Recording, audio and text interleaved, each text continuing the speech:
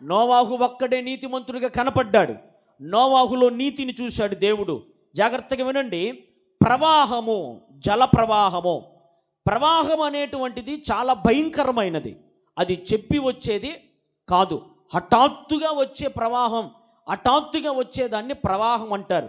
అది నీళ్లు కావచ్చు, అగ్ని కావచ్చు, లేకపోతే దేవుని ఉగ్రత కావచ్చు. అది ఏదైనా సరే ఒక ప్రవాహము భూమి మీదకి వస్తుందంటే అది హఠాత్తుగా వచ్చింది, చెప్పి రాదు. ఎవడు ఊహించినటువంటి కార్యాలు భూమి మీద జరుగుతూ ఉంటాయి. ఈ సంవత్సరం, గత సంవత్సరంలో మనందరికీ తెలుసు, భయంకరమైన వరదలు వచ్చినాయి. కేరళలో ఒక ప్రాంతం అంతా సుమారు ఒక 2-3 ఊర్లు నీటి మట్టం అయిపోయినాయి.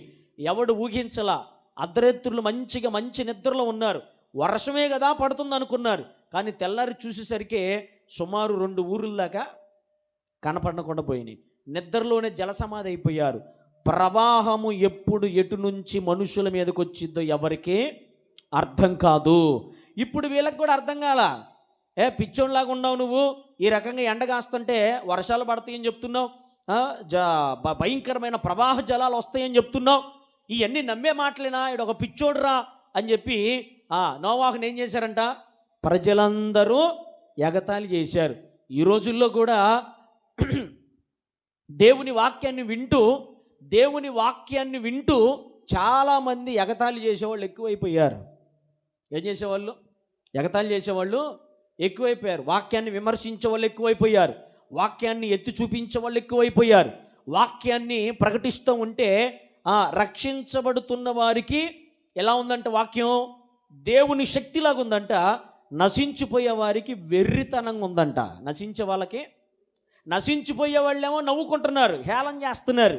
ఇడిడో పిచ్చోడ్రా, పిచ్చి మాటలు చెప్తున్నాడు, దేవుడు అంట, యేసుప్రభు అంట, పరిశుద్ధుడంట, సిలువై పడ్డాడంట, అర్థమైందా, ఆయన సమాధిని జయించాడంట, తిరిగి లేచాడంట, మళ్ళీ వస్తాడంట, ఇలాగ పిచ్చి పట్టింది, ఈ పాస్టర్లకు ఏం పని లేదు అని చెప్పి తిట్టుకునే వాళ్ళు కూడా లేకపోలేదు. దేవునికి స్తోత్రం చెప్పండి.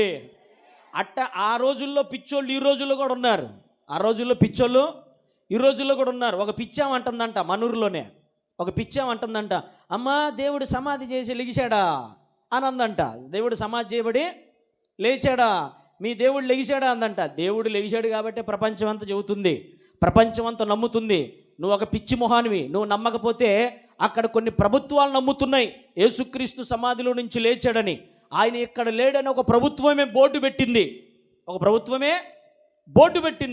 అలాంటిది పిచ్చి జనం అర్థం కాక ఆ నోవాహు దినాల్లో ఎలా పిచ్చిగా మాట్లాడారో ఈ రోజుల్లో కూడా అలాగే పిచ్చిగా అనుకుంటున్నారంట.